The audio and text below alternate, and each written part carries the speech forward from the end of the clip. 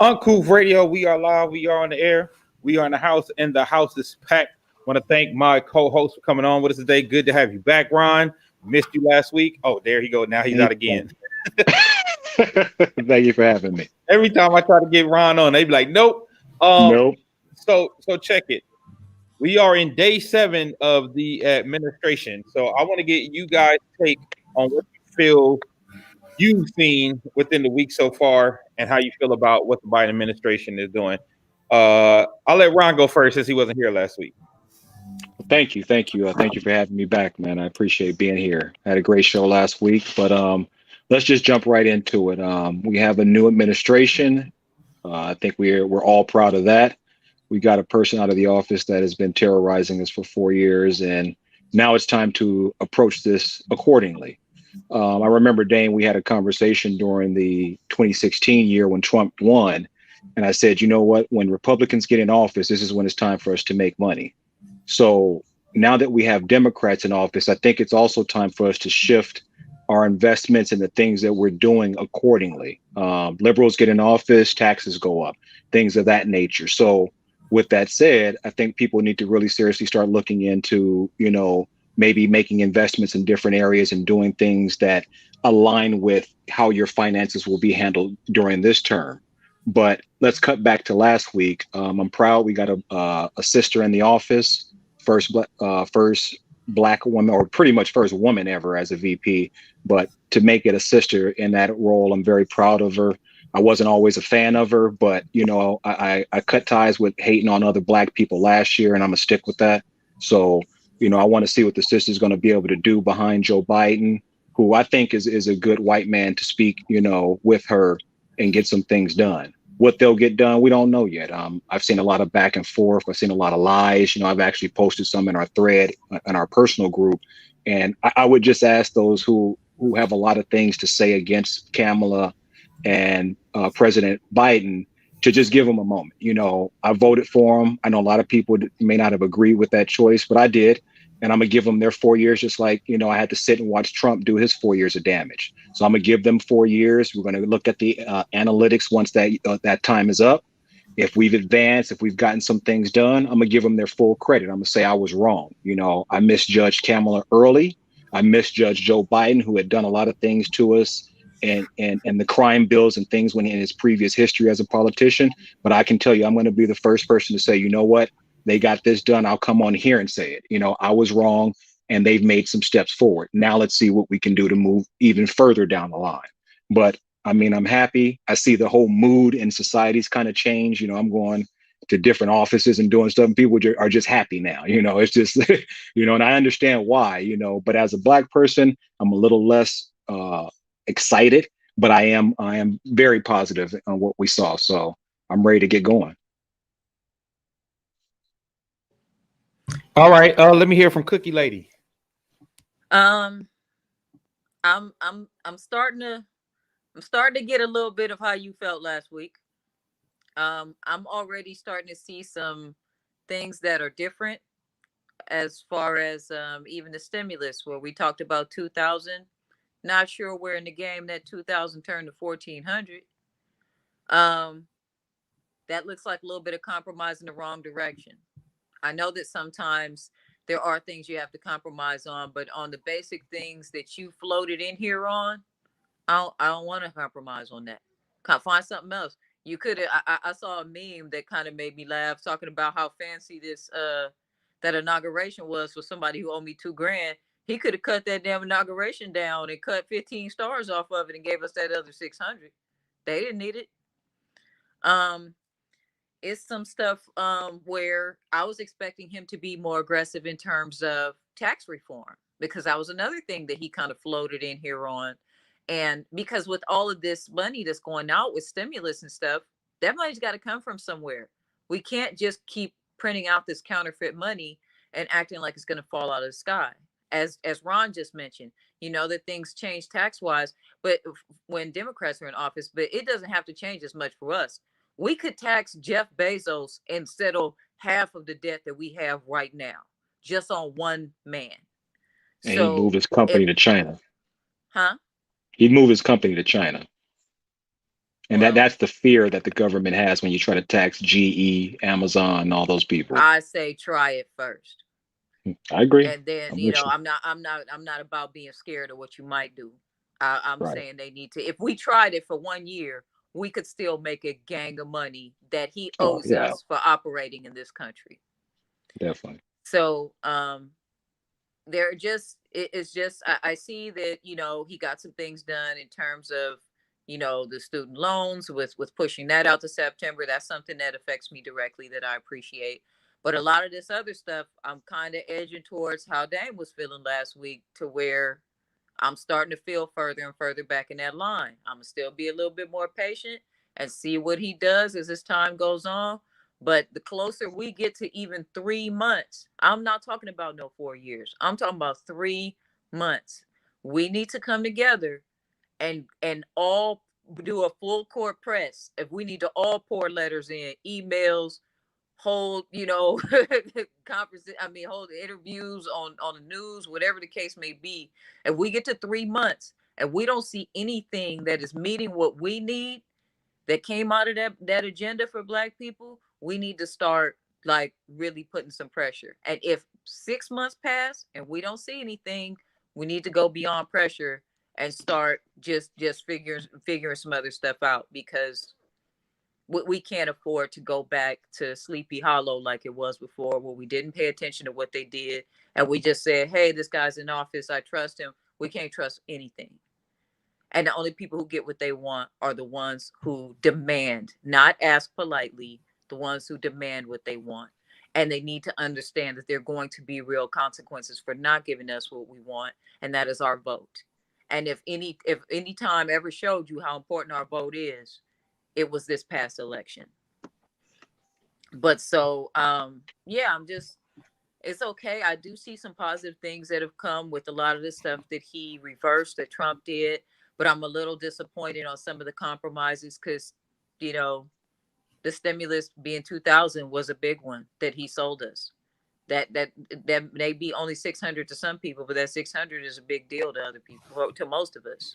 Well, what Could you happened have been with the more? Oh, well, I'm I was gonna say sorry. what Go happened ahead. with the stimulus was so the 600 was so it's supposed to be 2,000, and then they gave 600 at the beginning of the Oh, year. so they subtracted I thought it was supposed to be an additional No, 2,000. it's supposed to be, because remember when they were voting on that, when Republicans said no, they voted down 2,000 to 600. Okay. So the 600 was supposed to be part of that, and then he's supposed to be given the additional 1,400 that the Republicans voted down. Thank you for clarifying that. I Yeah. stand corrected on that, because I was just looking at it like I was like, wait a minute, I was looking for 2,000. Where 1,400 come from? But I'm still disappointed in terms of his lack of being aggressive in terms of taxing these corporations who have more than enough money to be taxed. They should not be in the same position and then giving this old stale excuse like, oh yeah, he'll probably be more aggressive on that later on in the year.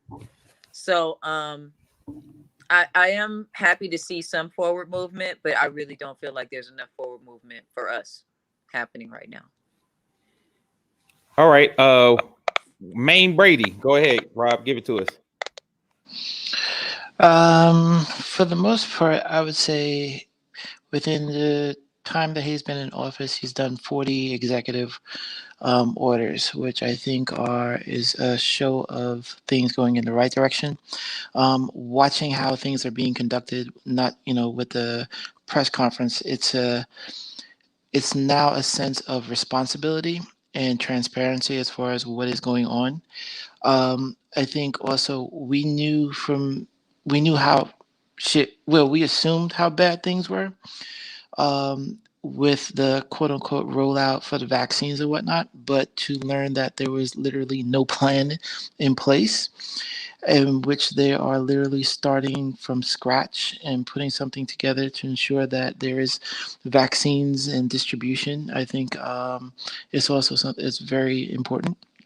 The fact that it's also been touching upon the racial equity within the past couple of days.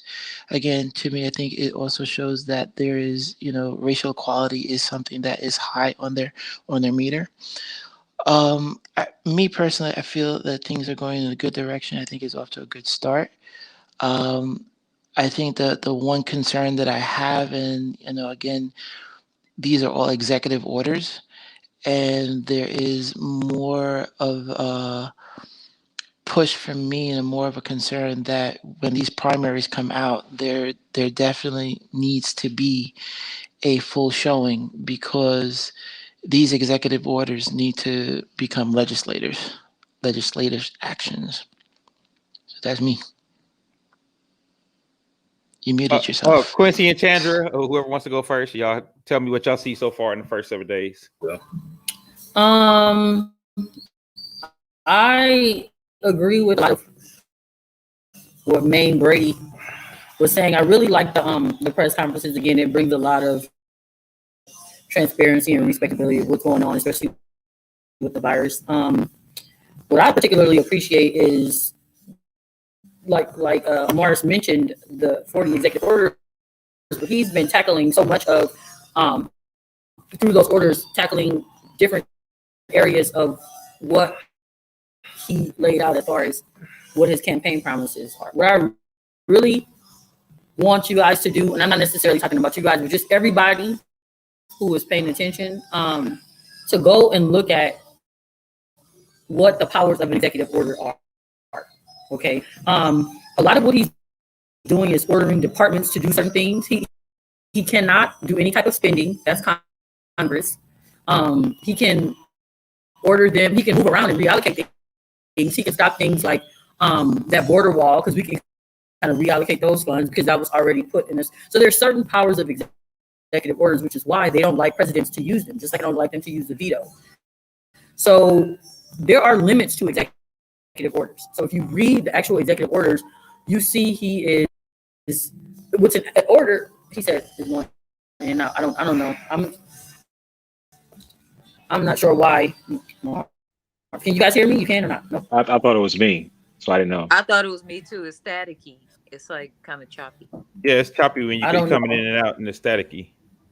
Okay, I'm not sure. Maybe we'll try to leave, but Oh, there come you back, go. But Now you're good. Now you're good. Yeah. okay. Just basically look at what the powers of an executive order are, what they can and can't do. So at this point, he's using the powers that he has. There are limits. As our government is set up, each branch, doesn't have unlimited powers. Each branch is beholden to, so he can't write an executive order to say, okay, tax the rich. You know what I mean? All that stuff. But I do believe a lot of his agenda is contained within the COVID relief bill, and we're going to see a lot of that. But I mean, you know what? 7 days on a job, I don't even know where the bathroom is. So I'm pretty impressed with just from where we were 2 weeks ago to where we are now in terms of what we visually see, what we've read, what we can research. I'm like Mar said, right direction in my opinion. Okay, so yeah, go ahead, Quincy. I think he's off to a good start. Everything he has mentioned about racial equality and systemic racism, he have kind of attacked it out the gate with that first executive order on day one. Then on day two, he wrote another executive order to make sure that communities like Black communities get the same type of vaccine. Vaccine. What's the word? Just availability. Availability. All that as other communities. He wrote another one. Mars, what's up, Mars? Yeah, actually, that was very important because they are now compiling statistics so they can address all the that was a part of the order. Right. That was the first executive order. Maybe I'll stay on that a little bit. And what he did was he made an executive order for them. He sent researchers out for Blacks, Latinos, gays, every Asian, LGBTQ people. minority group pretty much. And they have 200 days to report back. And the person they're going to report back to is Susan Rice. If you have a chance, check out her press conference yesterday. She pretty much laid it all out. I think she said because of discrimination, that the country lost $20 trillion in that over the past 20 years.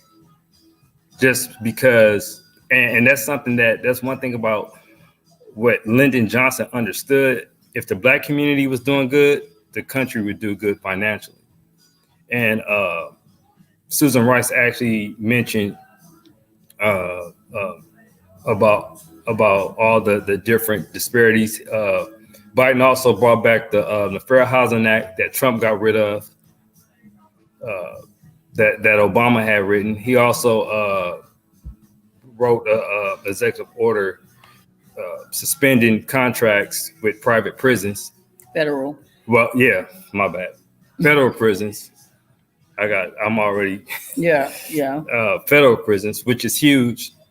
I know a lot of people say that's not a big deal because federal prisons is about 8% of the prison population. But if you follow politics, you'll know whatever happens on the federal level, state levels tend to mimic.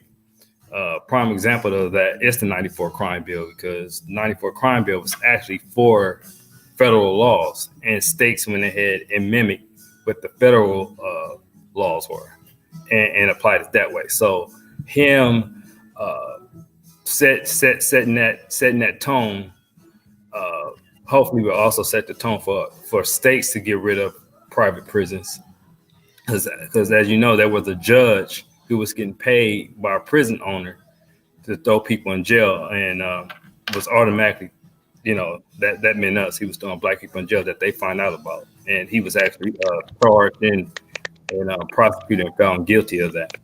So it's a lot. Like I said, I've been ramming through as many executive orders as possible. It's going to be an uphill battle to get a lot of that stuff passed. Republicans are not about to make Somebody it. typing. Sorry about that, Q. Somebody typing. No, I hear crackling. Yeah, me too. Republicans is not going to make it easy.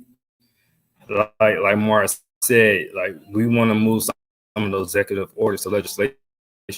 I'm curious to see when they report back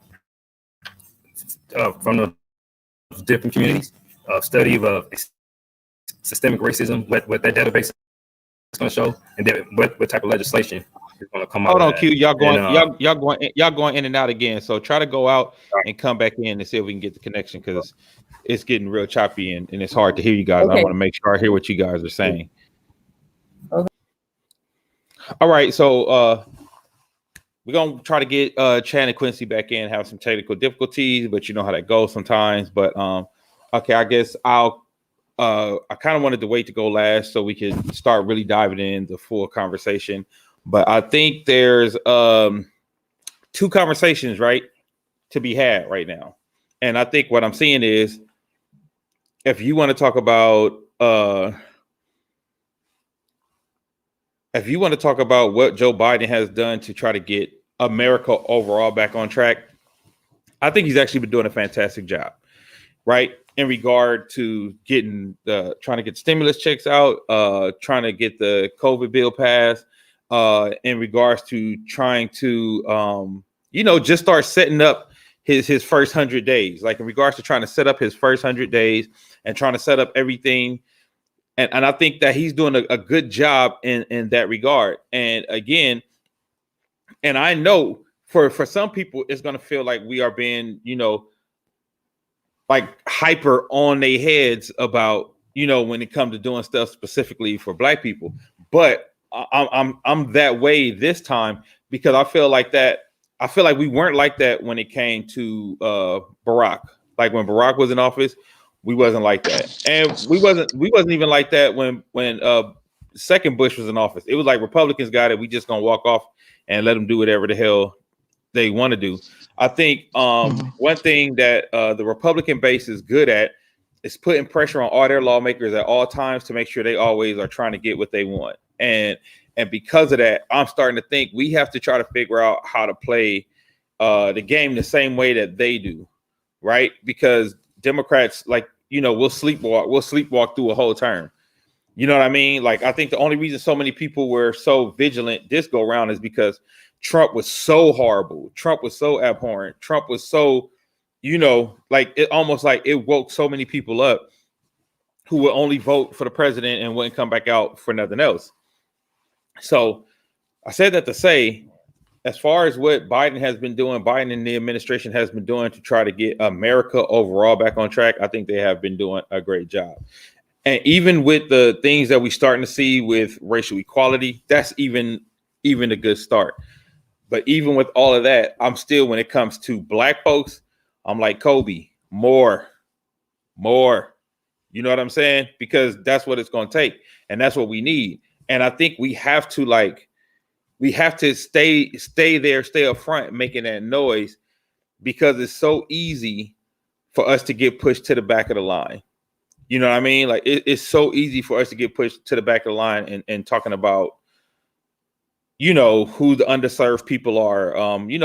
Like me and Chandra was talking about how important language is in these executive orders and the legislation that they're going to have coming down the line. Like, how important the language is going to be, and how important, because for example, because of the COVID and because Trump was so racist towards Asian people by calling it the Kung flu and the China virus, they had something specific in the last executive order for Asians and Pacific Islanders. You know what I'm saying? So those are the type of things that I'm looking for, is like pointed things that are specific because of the racism we experience. And I think because of, because COVID is so new, or because it's so like on the forefront of everybody's brain, it was easy for them to say, all right, we're going to do this specifically for Pacific Islanders and Asians, because what they're going through is whack because of the discrimination, because people calling it the Kung flu and the China flu, which I get and I understand, but I just don't want people to be like, I don't want us to be like, we'll get to y'all. Like, that's my only fear, and that's the only thing that I don't want to happen with this administration. Have anybody heard anything from Kamala since the election? She's been kind of quiet, but I think she will start to come to the forefront when they start to address police reform. That's my suggestion. Yeah. She has a bill about she has a bill that's on the floor somewhere for Black women and addressing their issues with healthcare and pregnancy and the issue with in hospitals and doctors and stuff like that. She has something on the floor there. She had quite a few. Yeah. If you guys take a chance and go look at some like folks got to go through those executive orders, because his executive order as regards to Black people was on the second day as far as COVID relief. Me and Chandra was talking, I don't know what happened with Pacific Islanders and Asian, but it made them want to come back and basically focus on their community as well. But the one for Black people, he actually did on the second day. Like I was saying, I was glad to see him bring back Obama's police commission. That was huge, because that was something that Trump dealt with. So I think the difference between Republicans and Democrats is that if you look at Republicans, they don't really have to put any pressure on their politicians other than to be racist. Because if you look at their policies doesn't help their base. Their policies help the 1%. If you look at the pattern, it's the same pattern every time. Republican president, they fucked up the economy. Democrat president come in, fix the economy, get things up. Republican president come out, pass a huge tax recut for the rich. It's the same exact thing. Whereas Democratic base need policy legislation passed. And that's where you get all the different obstruction or whatever. Republicans, they just be racist. Right. If you look at policy, they pass no policy that help their base. They pretty much rely on Democrat policy. Like, oh, Obama, you remember all the Republicans that had a problem with Obamacare, and then we looked up and they all was on the shit. Oh, we have affordable care. The affordable care. And then they try to play it. Well, we have Affordable Care Act and not Obamacare, even though it's the same shit. So when it comes to passing policy and who community actually need policy, our community need policy and legislation. They just need racism, and that's it.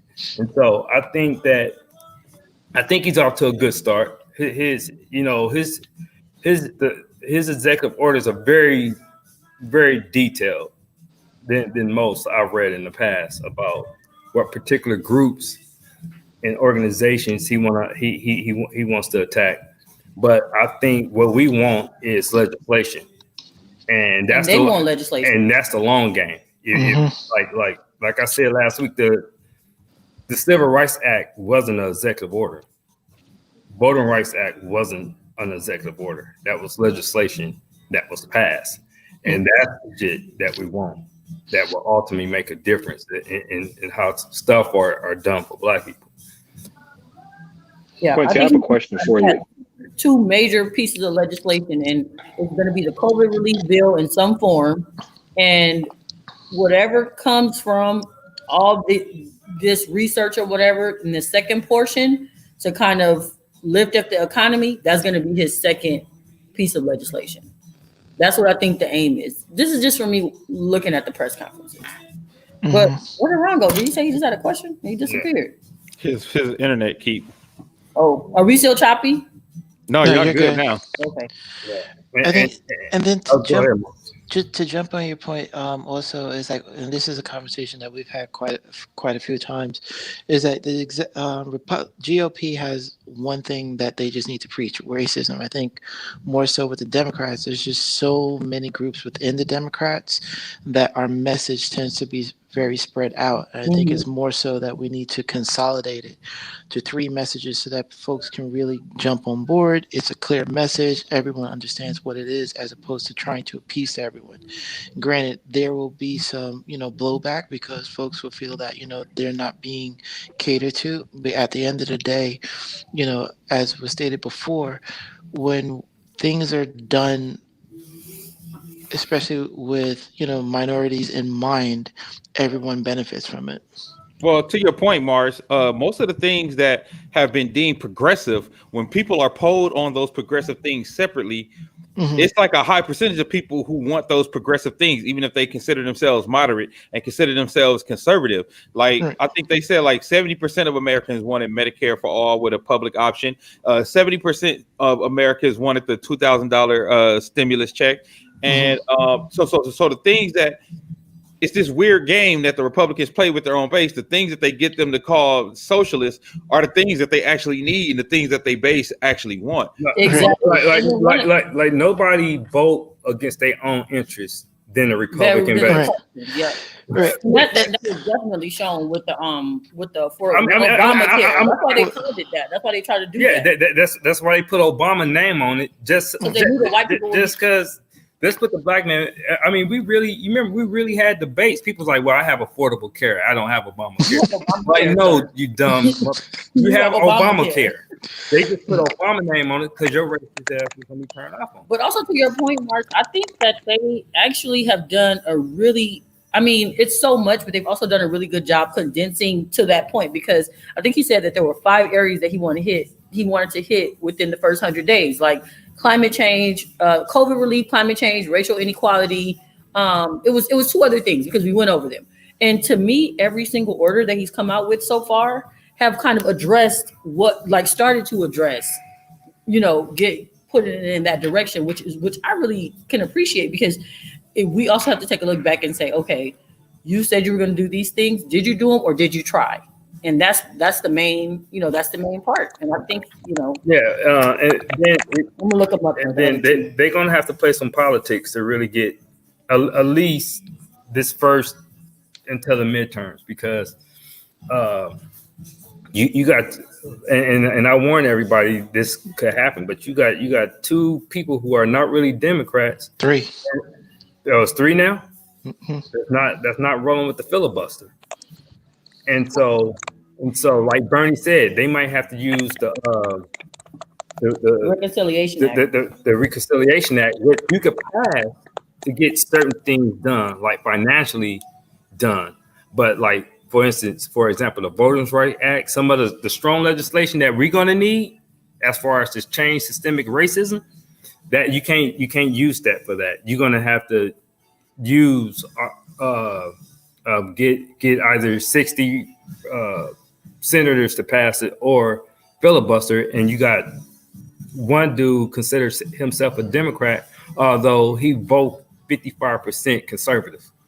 So I don't even know how you even classify as a Democrat when you vote 55% conservative and 45% liberal. And that's Joe Manchin in West Virginia. Yeah, so I know Joe Manchin and the young lady in Arizona. Those are the two that I know for sure that we're going to have issues with. And that leads me to my next point. How much of the agenda are we actually going to be able to get done because of these people? Because you have two imposters, right?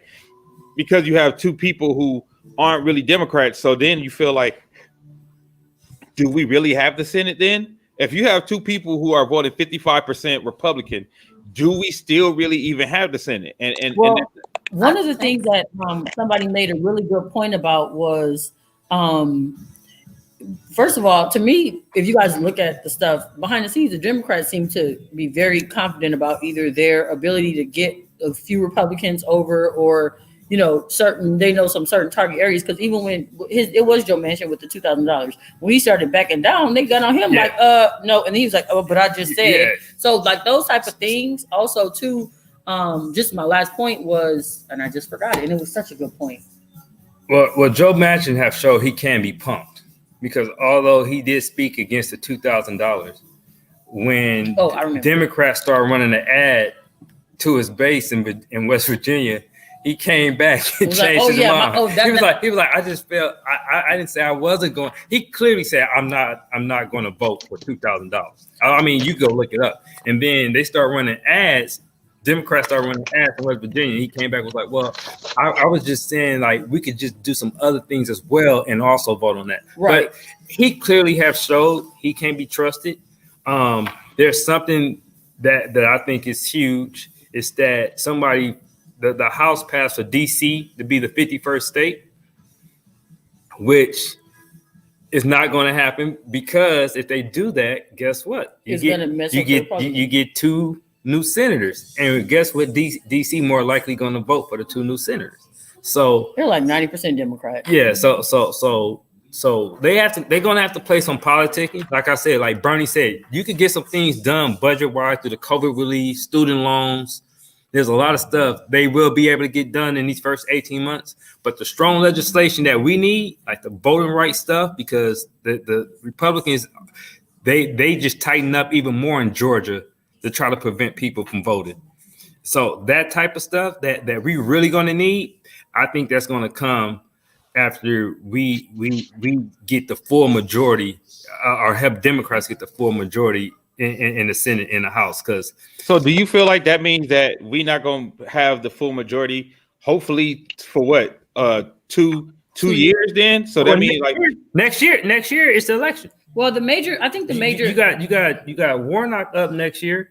You got Padilla, he's in California. You got Padilla, you got next year you have 14 Democrat seats, and they got to hold all of them, and 20 Republican and you got 20 Republican seats that's up. And there's a couple there's a couple of Republicans say they're not even going to run no more because they don't want to be a part of the party anymore. Yeah. So there's some vulnerability there within the next 18 months that hopefully Jamie Harris. I think that's their new strategy, though. I think that we're taking it as like kind of a one-off, like, oh, okay, we have these few Democrats that are not technically Democrats.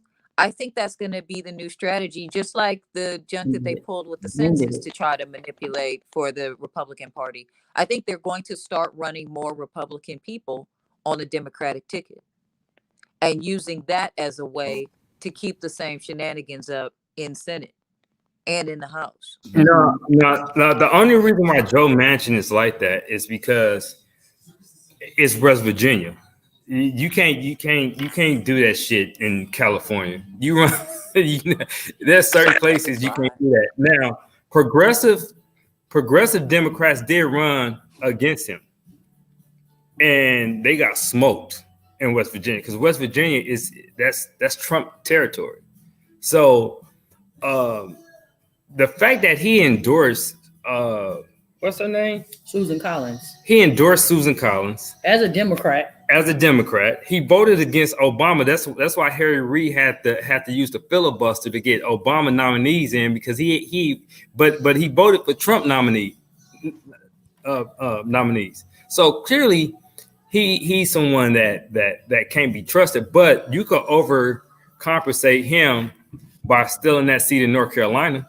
And there's a ton of black people in Pennsylvania, I think. Pennsylvania, Ohio. There's some spots that could be taken.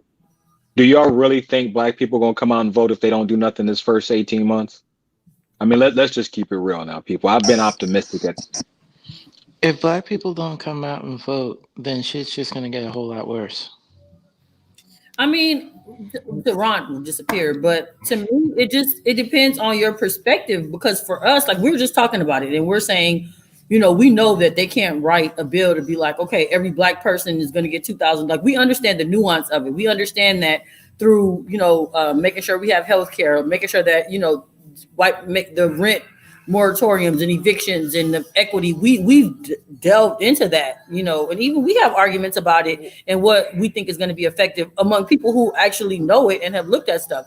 So it's just a matter of how deep people are going to go. I mean, and it's also about educating. One thing Republicans understand the long game. Like if you didn't think while everybody was up there, Hillary this, Hillary that, they was like, yeah, let them keep on rolling with that shit, and we finna get these lifetime appointees in on 212 federal judges. Mm-hmm.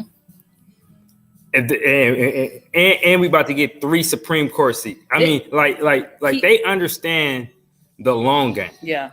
And so what you have to, but that's what black people understood in the 60s, because out the gate, I mean, you remember JFK and MLK didn't see eye to eye. I mean, as much as people tell the stories now, you would think they were best friends, but they wasn't.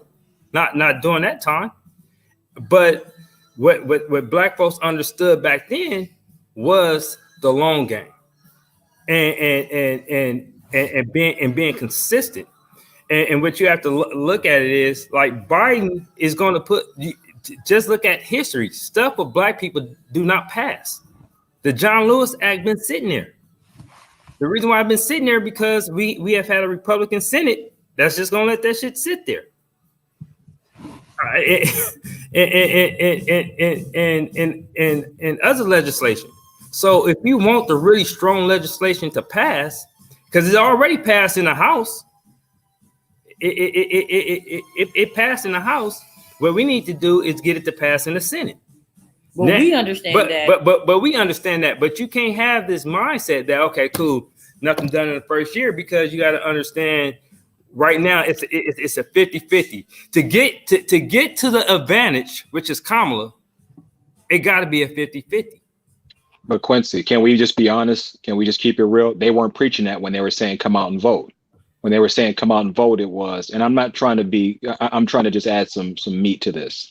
And I'm speaking for the people who can't articulate themselves the way I probably can, who can't convey their thoughts, and who also don't have the time.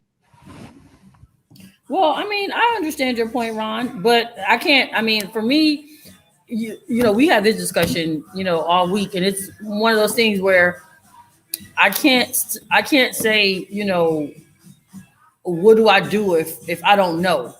I can't say that. You know what I mean? If you think that people that are like, oh, well, they didn't say this, because ultimately, remember what? It's politics.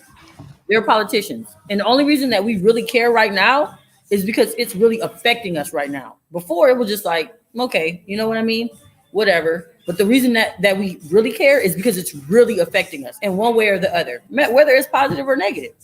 So if people don't care enough or have the time enough or understand, of course, I was reading when Hillary's book, they were saying they were getting on her because Bernie was saying, I want to get rid of student loans. Y'all know Bernie was like, I want to wipe out student loans. But Hillary wouldn't say that. She'd be like, well, what we can do is reconcile this. And, she would give the political reasoning behind why I could get rid of a certain amount. Like, she's giving the answer that Ron wants to hear. But we all see what happened with Hillary. Now, Bernie knows eventually, being that all this experience that he has, there's going to be some sort of reconciliation. I believe he's coming up with these numbers because he believes it's doable from some standpoint. I think there will be some stuff done through, as far as budget wise, yes, financial wise, yes, because you could pass that through through the reconciliation. Yeah, well, you can't pass other strong legislation that we need with that. But you're gonna need the filibuster. But I mean, like we said, we understand that because we talk about it all day, every day. We know, we read or whatever. So to Ron's point, and poor thing, he just said his internet just gave out on him today. But to his point is, yeah, they weren't getting out there saying, okay, give us Georgia, we'll get you $2,000 checks, because it was not zero. We gave y'all 600. We'll try to get to 2,000, and if there's a tie, then Kamala will break it. Like, then you know what I mean? That's not a slogan. And they saying that Biden has been talking to people behind the scenes to get them behind his bill, because his COVID relief bill, that's where the 1,400. Well, I haven't got the 600 yet, so it's gonna be 2,000. It's gonna be 2,000 for me. Yeah, and a lot of people it's gonna be 2,000. But that's where that money is. Yeah. So because I think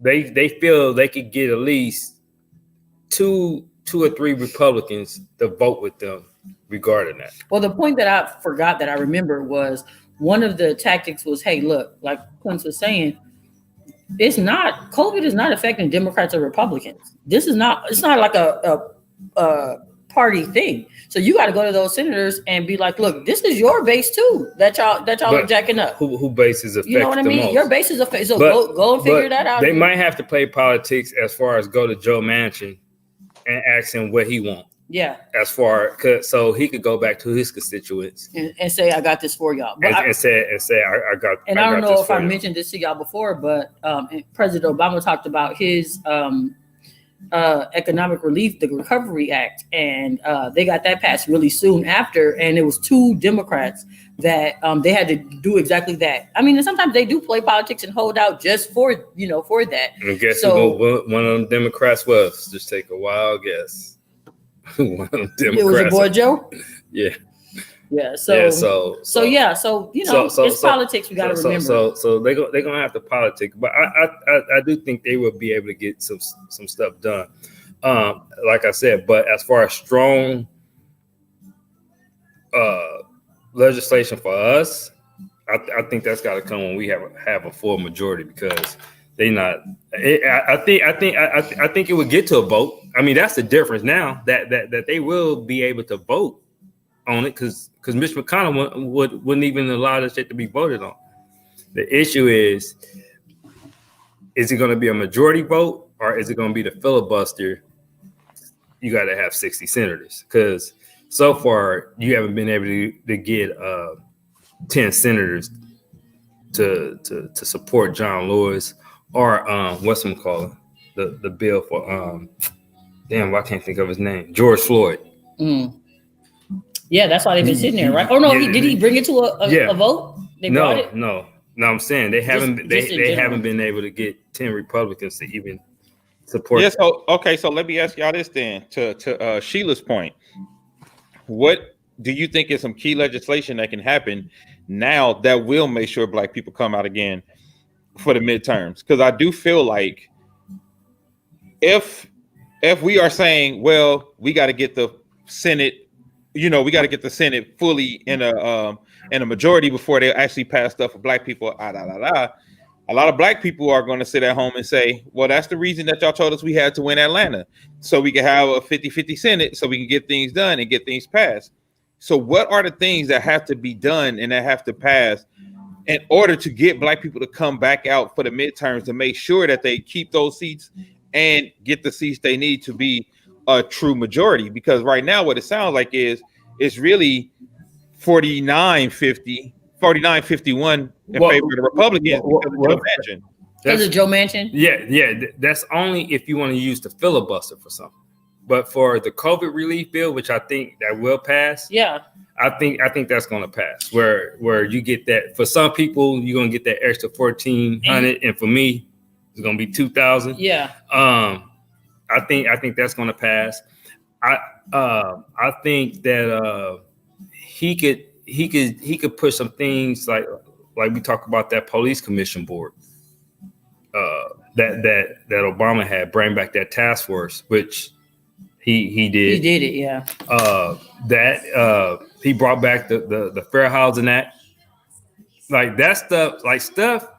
There's some things he has already started to do that he can do that could show that, look, I'm trying to do something, but the main stuff it's gonna have to pass through the House, in the Senate, and if they talking about using the filibuster, and I think what Democrats going to have to explain to people is that, look, if we use this filibuster, you're going to have to come out, because whatever rule we break, when Republicans get in charge, it's going to be no joke. And just history has been proven already. In 2013, they wouldn't pass none of Obama nominees. And it just got ridiculous. I don't know if y'all remember that. Like they filibustered him over 700 times. Like he was filibustered more than any president, like by himself, all of them combined, than all the other presidents combined. Okay, so let me ask y'all this then. No, I want to finish this point real quick because I want people to understand this. This is important. So what ended up happening is that Harry Reid, who was in charge of the Democrats, said, look, it's ridiculous because they filibustering all Obama appointees. And for those to filibuster, you need 60 senators, not the majority. But at the time, Democrats had the majority. I think it was like 54 or something. But so what ended up happening is he used the filibuster. I mean, he got rid of the filibuster to get Obama people through. Mitch McConnell told him, you will regret this, and you're going to regret it sooner than later. 2017, Democrats regretted this shit. So you got to understand, whatever rule that is broken, when they get in charge, you already see what they're capable of. And I think that's what Democrats have to make sure they get across. Like, look, if we use this, it's gonna be important that you come out, because if they get in charge without it, it's just gonna be nuts. Okay, and that brings me that brings me to my next point too. Why won't the Democrats wield their power the way the Republicans do then? You know what I'm saying? Like, because I don't think there has been a point yet where they've had to really. I mean, I think we're looking at little stuff like well, right now all they're going through really is confirmation. So, they got their little like, oh no, we're not going, okay, we are. So I think they really haven't had to, but from all indication, it looks like they are prepared to. From what they're saying, they're like, okay, we're going to try, because remember, we say it's just politics. We're like, oh, it's just politics, but they really play this political game. Like, they need political power for certain things. We're going to need y'all over here. So they try, but if not, then that's what we want for the majority. They haven't had that's what happened in 2013. Yeah. It wasn't just Harry Reid got rid of the filibuster right away. Once they got to a point to where it just got ridiculous, to like they wouldn't vote on, like, it was way more qualified people than anybody that Trump put forward, that they just wouldn't vote, to the point Harry Reid was like, well, fuck it, we're not going to be able to pass anything. Well, so this is what I'm saying though. Filibuster. We haven't got to that point to where they start voting on stuff yet. But what I'm saying is we haven't. So what I'm saying, when it was in the reverse, the Democrats weren't doing filibusters. The Democrats were playing nice. Like, that's because the rule was broken. The rule once They the couldn't rule do was it. broken in 2013. It's That's the still- point. So in the Once beginning, once Harry Reid broke the rule in 2013, that's why Mitch McConnell told him, "You will regret this, and you're gonna regret it sooner or later." Because Mitch McConnell was like, "When we get in charge, because you just got rid of this rule, So just remember, you got rid of this rule. We get to use it now. Now it won't be there for us." remember how they were saying they were trying to figure out how to run the Senate? Well, in the beginning, they come up with the rules. And this is going to be the rules of the Senate for the 117th Congress. And then that's what they're going to be up until then or whenever. So again, a whole different thing that I probably don't even care about. But yeah, like you said, once they did it, it was that's why they call it nuclear. So you went nuclear. So you got what you wanted, you got your reaction, but then you had to deal with the consequences after. Yeah. So when Harry Reid did that, they call that the nuclear option. Yeah. When he went nuclear to get all the Obama people through. Yeah, because I don't think that's why Mitch McConnell said yet. that. No, they haven't even started putting forward legislation yet. But it seems like I haven't, other than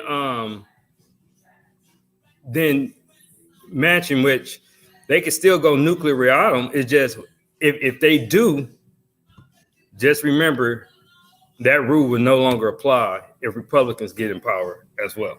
Yeah. So I think they haven't. It's so early. I don't think that they necessarily have to, but I feel like they are pretty confident about the COVID relief. And also to answer your original question, Dame, about what they had to do, I think that there are some things in there for Black people in the COVID relief bill. I think that there is, but I think that they're expecting to pass it within the next couple months because a lot of those deadlines have, he has like the 200-day deadline for this. The moratoriums are extended until this, and so I think that they're looking at stuff that we just don't see. I'm just getting that idea. Tell you the truth, it's just too early to really. But I haven't seen anything like that. That was one of the things that Mitch McConnell. I was surprised with that. Chuck Schumer didn't agree. See, what Mitch McConnell wanted Chuck Schumer to do is put like we was talking about the rules. He wanted Mitch McConnell to put on a rule that you would not, in writing, get rid of the filibuster. That what the whole holdup was last week. That they wanted the Democrats to agree in writing that they would not get rid of the filibuster, and so. That's what that back and forth was. And Chuck Schumer was Chuck Schumer was like, no, we're not doing that. Because basically letting them know if you bullshit and you do what we saw y'all do back then, we're gonna filibuster. Then we have that right. Then we'll get rid of it. Stuff, we gonna do it. So that's why people like Democrats better not agree to that because at that point, out the gate. They will have no power. There's no leverage. Yeah, they have no leverage. That's why it was huge for Chuck Schumer not to agree to that and say no and stand his ground. Say no, we're not gonna put that shit in writing, and we haven't even started voting yet because what Mitch McConnell was complaining about. He said we could be in the midst of voting, and if Democrats don't like the way how it's going, they could just get rid of the filibuster. Exactly. That's exactly the point. That's exactly the point. That's what y'all did. Because that's just type of shit y'all do. But again, remember. But Mitch McConnell wanted them to put in writing that before we even start shit, we just want y'all to agree that y'all not gonna filibuster. That y'all not gonna get rid of the filibuster, and the Democrats were like no. So Isn't yeah, it funny? I think But but isn't it funny? Man. Isn't it funny the audacity that you would actually do that? Like Ron said, they moved the goalposts. Bro, that's how they do it. Hey, this is the craziest shit I've seen this past week. Is that all of a sudden they want unity. Mm-hmm. And then but they don't really want unity. What they want is don't hold us accountable for the bullshit we were doing. Yeah. And then when Joe Biden spoke out against racism, it's like he's not being a unifier. Because they want racism. They want racism. They said they need it more than anything. Or do they want unity because now they want to get their way? Or do they want him not to talk about unity because it means that it's racist? I don't know. Yeah. Like pretty much I was like, all of a sudden you want unity? Like, no. They're stupid. And so I was happy. That's why I'm glad people like Bernie are in high places, because Bernie ain't Bernie with the shit. So Bernie said straight up, look, yeah, we gonna go and ask them to join us, but if they don't, we got some shit that we can use, and we gonna move without them. That's where we got. So that's the one thing that's encouraging to me is the people that Biden has in his cabinet and their command of the law and where they are. Like people like Bernie. Hey, that's where my confidence come from. Yes, that's 100% of where my confidence come from. It's not come from Biden. No, it come from the fact that Biden. I know Biden got some of the right people around him, and he listened to them. That's I mean, that's the other part. It's one thing to have people around you. It's another thing to have the right people around you, and you act and like, oh, he actually listens. Well, yeah, because having Bernie in the position that he's in, having Mayor Pete in the position that he's in, and the understanding that he has of how transportation, even because he talked about how even public transportation, if you fix it and do it the right way and make a lot of it free, it can close a lot of the wealth gap for Black people. Like a lot of little areas, and that's what the whole point of the executive order is. Go back and find out what are these things that we can do for the community. Do they think free transportation would help? Do they think this or that, or do we need more food banks? All those things to me are little ways that they're trying to do, like you said, because Susan Rice also said, well, Quincy said that stat about the $20 trillion. Go look at Susan Rice's entire press conference. She said that if we close the wealth gap, it could actually bring millions of jobs and $5 trillion, $6 trillion in within the next 5 years. In the next 5 years. We also know one of the first things to close the wealth gap, just in general, is the student loan thing. So they're approaching that on that end. So I think the little things that they're doing is showing like, okay, we're headed somewhere. And the fact that I've heard Chuck Schumer say it, I've heard Bernie say it, I've heard AOC say it, I've heard Biden say it. They all feel like they have to go big. Yeah. And so is when you normally all the people I just named don't really agree to some level. But the simple fact, one thing I've constantly heard consistent is we have to go big, and we are not going to compromise on going big. It's just a matter of, if you lose Joe Manchin, can you go get Mitt Romney? There's going to have to just be some politics. Well, for me, again, like I said, I'm encouraged by certain things, like by the people that they're putting in the cabinet. And like you say, the people like the AOCs who I know going to push the envelope. Like AOC is not going to stop pushing the line. So those are the people that we kind of have to try to depend on to make sure that all those lines are continued to be pushed. And another thing that's encouraging is this is the first time that you had any presidential administration, Obama included, who out loud were talking about racial equity in the first 100 days. I will give them the credit for that.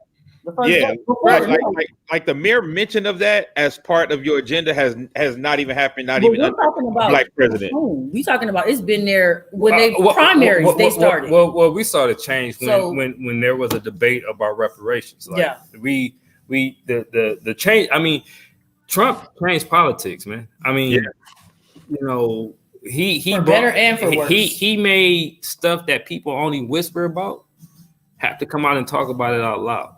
And so like I said, I 100% of my confidence. Like I just thought it was a genius move to put Susan Rice as your domestic policy advisor, because if he had put her in a cabinet seat where she had to get confirmed by the Senate, Republicans wouldn't have done it. Yeah. Because we would have heard about Benghazi for the whole damn. And then her son had Trump issues. Yeah, and then her son been like it would have just been a whole mess. They would have delayed it, and then she probably would have been not one of those people who was who was in, because yesterday, listen to her press conference. Yeah, I felt like this is the right person in charge. Like all those people that have to go out there and do research and go and report back to her on racial equality and systemic race, I feel like the right person was in charge. Like she knew her stuff. And I thought the most important question was the last question.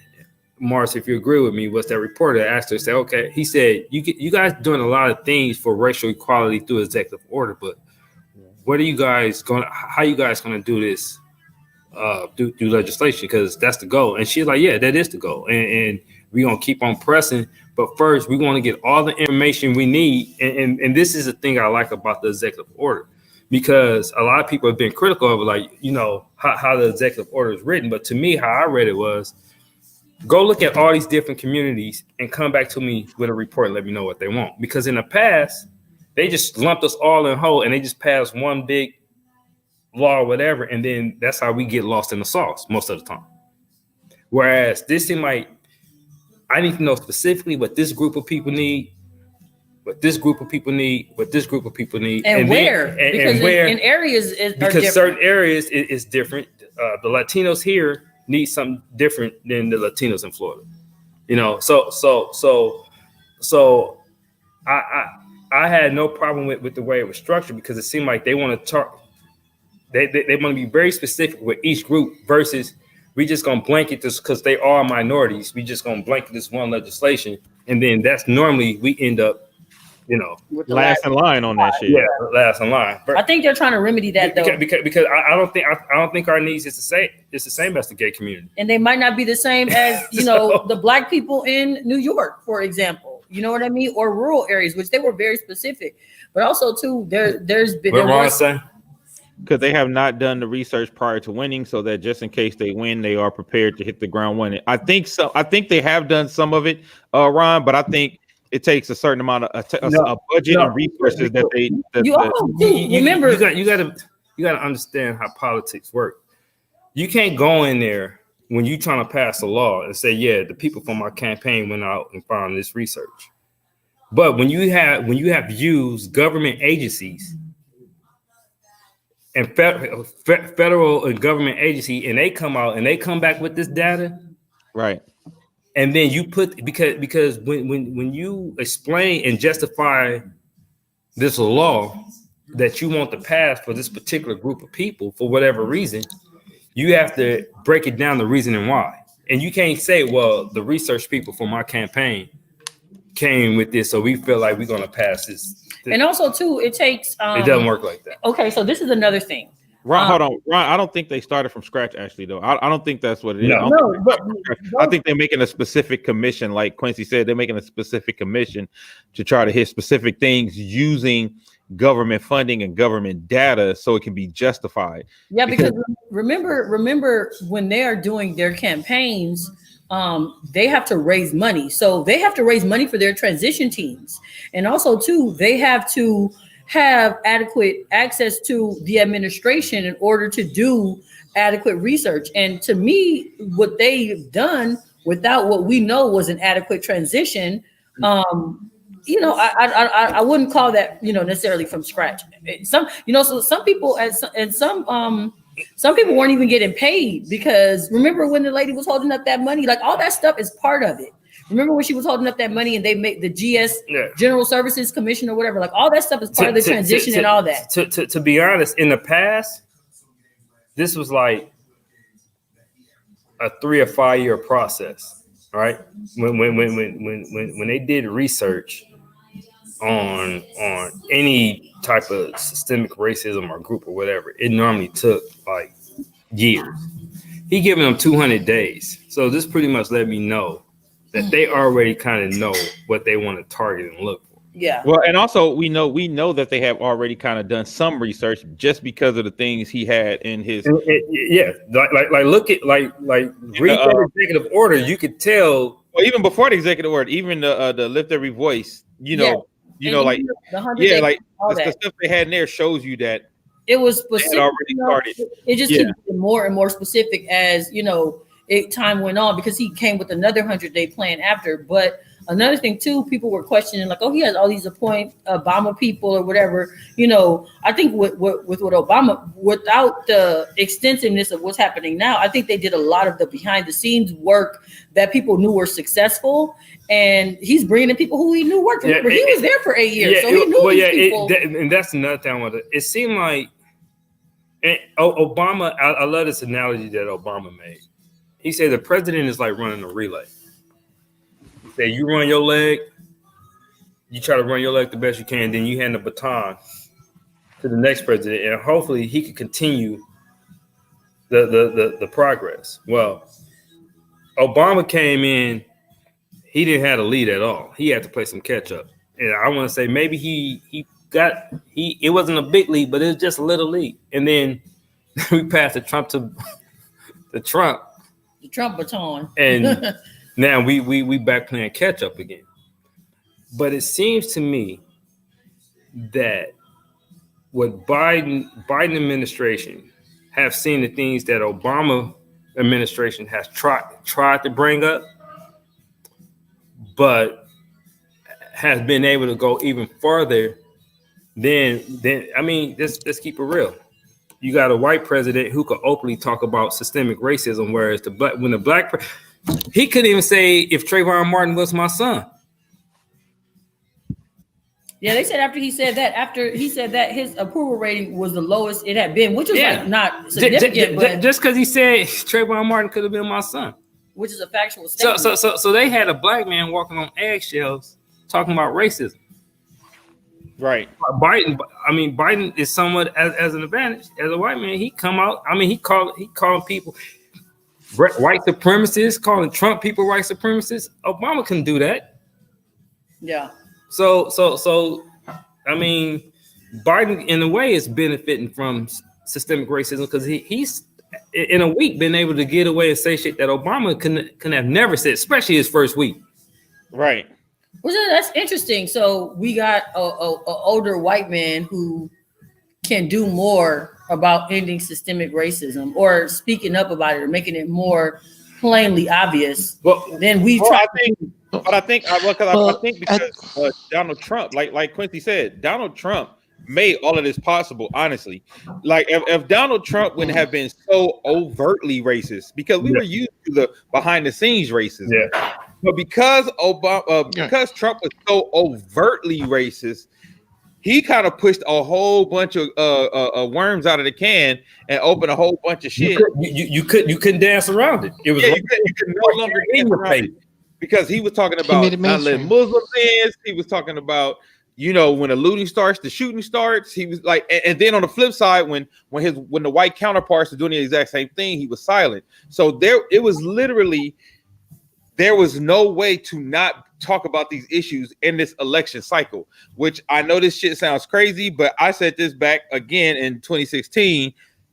If Hillary would have won, I don't think we would be having these same conversations about changing systemic racism and trying to get things equitable in this country from a standpoint. I think it would have continued to be the status quo. We would continue to make incremental change as much as we could based on the work we were doing on our own. But I think because Trump was so outwardly racist, he kind of pushed some skeletons out of the closet and he put Biden into place because he was the postscript to Obama.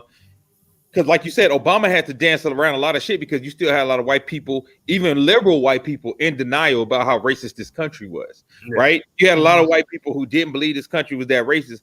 But then the perfect storm of COVID, George Floyd, all the killings on TV, like the perfect storm of sitting at home, seeing all of that, and Trump on top of that, literally being the powder keg for all the other racist shit that he was saying and pushing in the country. Well, you remember out the gate, it was like Charlottesville, and everybody was shot, and we was looking like, yeah. You're like, yeah. You remember Charlottesville happened within the first 3 months or so? Yeah. I want to say 3 months. Yeah. I mean, they got bold. They came out. They started doing marches. Like, I can't ever recall this many white nationalist, white supremacist marches in my generation. Then I've heard they had a leader, and now it was. They got really bold, and I mean to the point that people were losing their job. Like people going and being like overt racist on social media, losing their job. It's like, you don't think your boss see this? That's still superficial consequences to me, though.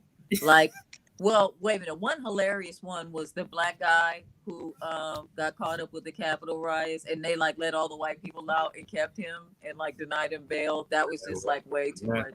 What you thought? Huh? And the fact he stood out. Like, come on, bro. What But did he You the like do? I only said, you the I only feel black that a lot dude of among this stuff is for 5,000. show, though. These aren't No. real consequences that are happening to them. I think they do a little bit for the cameras to make it look good. And as soon as we turn our heads within the next couple of months, a lot of these white supremacists will be back on the street because let's be No, real, no. it doesn't A lot stop down. Let me like Go ahead. it doesn't stop just at the level that we are. It goes all the way up to the FBI. There are white supremacists in the FBI. So who's going to hold someone accountable when you got some of them on the team also? Well, I would say this about the FBI. They put out a report in 2006, and I bring this up every time because when folks in law enforcement talk about no, there's no racism, there's no this, and this Bush FBI, because that's who was president in 2006, right? Mm-hmm. That was Bush. They warned. They said, look, white supremacists are infiltrating law enforcement at a rate like no other. And Dame have used this in debates against people. I've used the article. We brought the article. Like, they warned folks like what was going to happen. Like, they like whatever it was for them to put that out. Because I was surprised that was even put out. It had to be something that was very alarming. And the fact that they put that out, that's why when you hear all these cops who was there at that march, I work with them, so I wasn't surprised at all because it's pretty much blatant in a police station. But for the FBI to put that out, I was like, that's pretty fucking alarming. Yeah, I don't know if y'all saw FBI put out another warning about not only about the infiltration of the police and law enforcement, but they put out the domestic terrorism. Yes. They have said publicly now, white domestic terrorism is the big threat. I heard that today, and I was like, okay, FBI, we We had to get this far though before they would acknowledge it. That's ridiculous. Well, yeah, it had to, and that is ridiculous, Sheila. Like, it had to literally take a coup, an attempted coup. Yeah, it took like you said, Trump was somewhat. We're gonna look back, and I think Trump was somewhat a blessing for us because it was at a point. Come on, you had Black Lives Matter in all 50 states. Marches, Black Lives Matter in different countries. Black Lives Matter marches in all 50 states. That same because it was so blatant, and we just looking like, yeah, we told y'all. This is what it is. We've been telling y'all this shit for long. They've been putting these on niggas' necks for a long time. We've been telling y'all this. So here it is. But then the fact that they had a leader behind it, it made people have to go like, oh shit, like we really have to deal with this. And one of the things, just signing on Biden, I heard this past week that he doesn't want the crime bill to be his legacy. And he feel like he need to make up for that.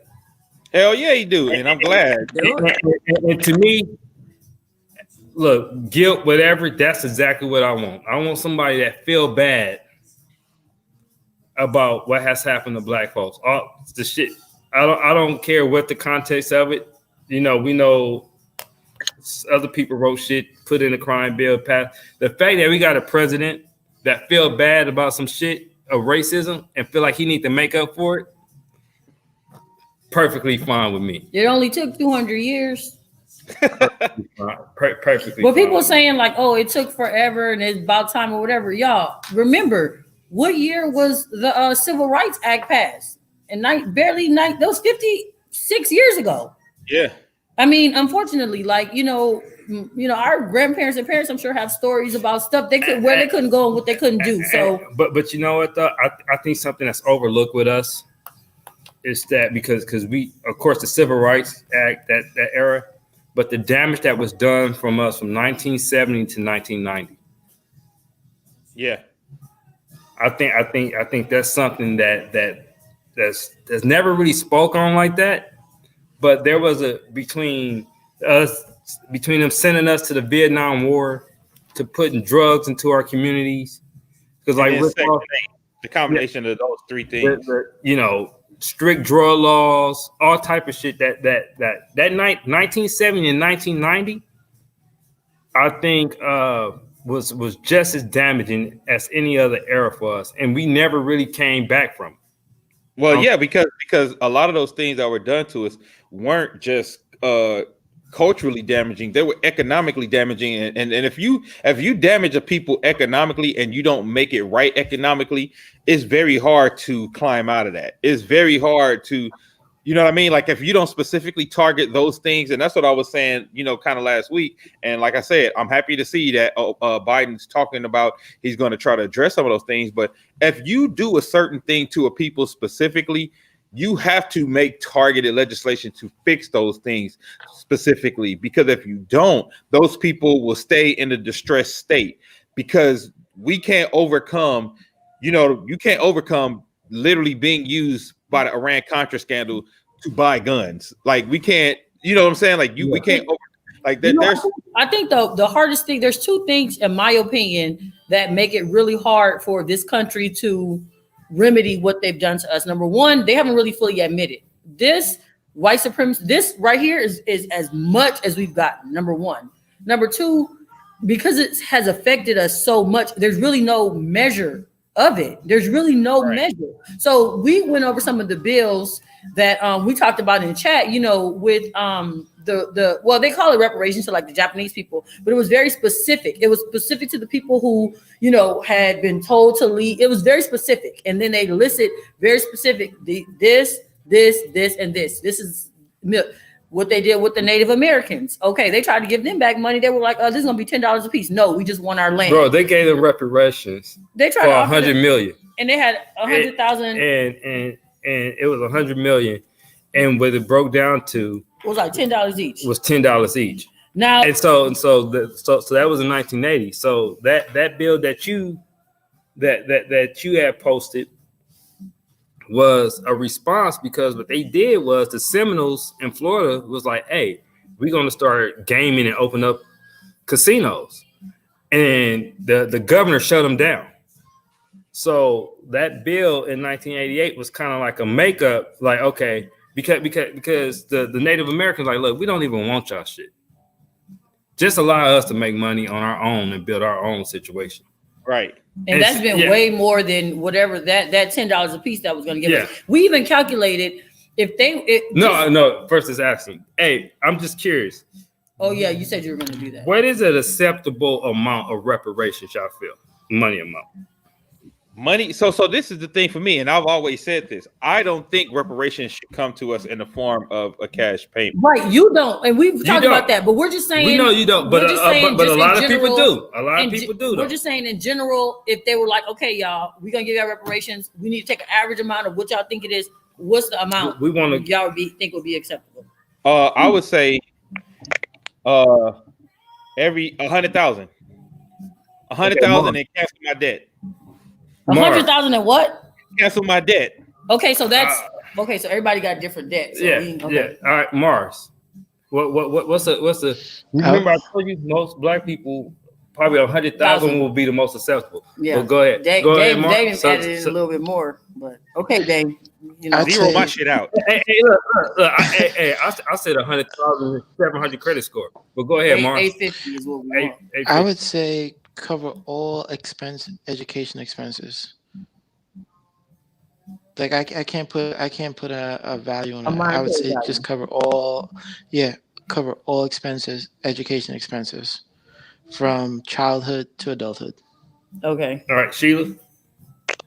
I would say I'm with Marzi on the education expenses, but I say first we should have free mental health counseling therapy, like as many as you want for life. I think that if we could get the proper tools to fix the damage that has been done, because we've suffered a lot of other stuff, but the most effective damage that they have caused us has been emotional, and teaching us how to hate ourselves, and teaching us we can't love each other because we have most of the time we hate ourselves. So if we could get tools to actually fix a lot of that damage, I honestly feel like even with things being unfair, we're so powerful, we'll be able to lay the rest of this out. We'll be able to have healthier relationships in our families. We'll be able to love each other again. Nobody loves like us and is compassionate like us and pulls each other up like us. So I go for the mind first. I think that is by far the most important. So But I'm with Dame. Like, it's hard to come up with a money value. Well, one, because you got all these mixed people. Like, so how does that even work? Well, it's hard. I mean, outside of all that, let's just say everybody was verified. Like, okay, you did your DNA test and you came from the the slave. challenge report Okay. is coming up. But- I told Just logically, it just doesn't, Well, as many of us well, as there is, even if they get 50,000, I don't know financial way to And that was going to be my next point, because we did some math too, and I'll let him speak on that. But my point too is more so, I think that's kind of what they're doing going in, trying to see what you want without, because even if we said besides money, you have your wish list or you feel will be okay. Or even if they said debt wise, your amount of debt is going to be different than my amount. I might want school, my whatever. So everybody's are going to be different. But monetarily, we figure that if they were just like, okay, there's, I don't know, Quince, because I remember you did. So because I looked up, because they said giving us reparations is unconstitutional. So go look it up. There's been different laws and people have fought on it and stuff like that. I mean, it probably is unconstitutional because they had the Constitution is not people. Yeah. They rewrite it all the time, right? And one of the arguments for the slave owners, it wasn't unconstitutional. One of the arguments was in Zimbabwe, they gave reparations and the country went like in bankrupt or some shit like that. Like it fucked their economy up because they pay back. So they use study from other places to justify why reparations wouldn't work. So what me and Chandra did, because once we saw that they tried to get Native Americans 100 million, and then when we broke down the math just based on the population, that shit broke down to $10 each. I said, what would be the most acceptable amount just in my head? And the first number that popped up, like Dane, was 100,000. I said most black people probably would take 100,000. For us to get, what was it? 40,000. 40,000 each. It would be like a $2 trillion. Like $2 trillion. Yeah, it would cost like $2 trillion. Yeah, how much? Spend that on guns. $2 trillion. No, you said to get how much for us to get a piece? 40,000 for 40,000. I think the price that sounds about the right price, but I think we spend so much money on defense. We spend so much money on. I think there's enough things that we spend money on that we can reallocate from. And so I was like, that is not possible. We would never get that until I heard Susan Rice press conference yesterday. $6 trillion will come back over the past 20 years because of discrimination, because they refused to close the racial gap, because they refused to hire educated, qualified black people. The country lost $20 trillion. So if the country do what it's supposed to do,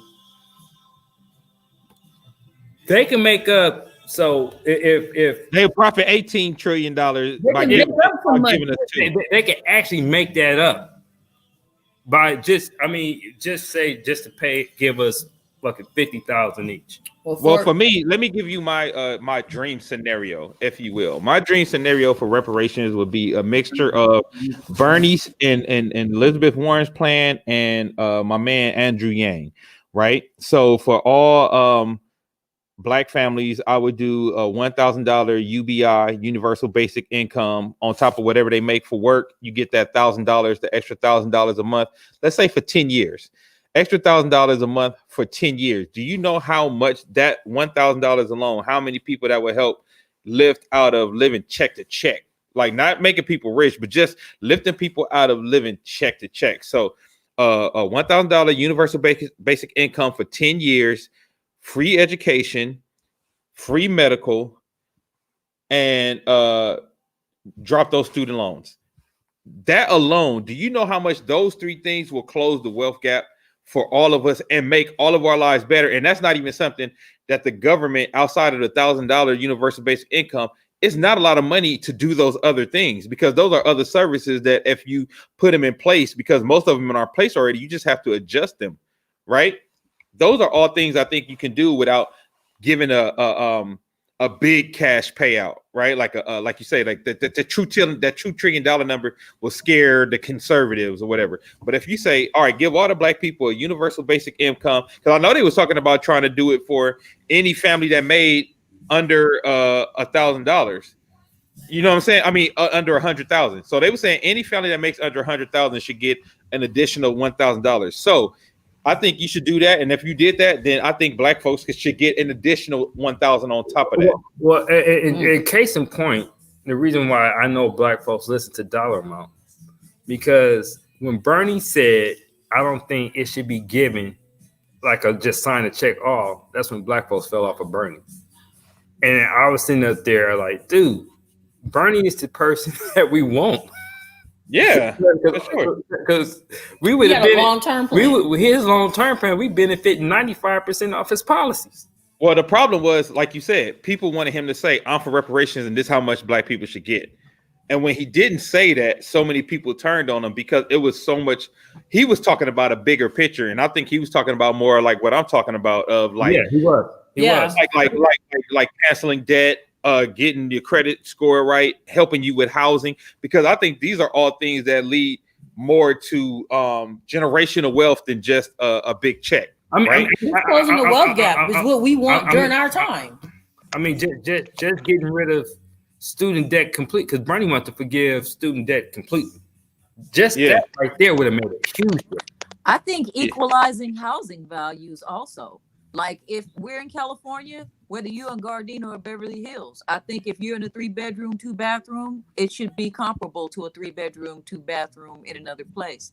That would flood our communities with wealth, where you might have the same house that's in Culver City, and this is a $2.2 million house, but now you put it in the hood and it's 400,000. Well, that's actually happening, but it's actually happening now, because those houses, right, like from Culver City all the way down to damn near Gardena, are going for almost $1 million. Yeah, like that. So it's kind of equitable though. But it's not. But so that's not. I think that's a bigger, a longer conversation, because then you have to go into property taxes and how the property taxes are allocated. Which again, this all goes back to how they got the wealth in the first place. You know what I mean? So I think it goes on. But I think if we had those resources, Sheila, our houses would gain value, because crime would be lowered. Our school systems would be better, and you know, our school, once everything, like all those things that they benefit from because of their generational wealth, if we close that gap, we would start to benefit from those things too in underserved neighborhoods.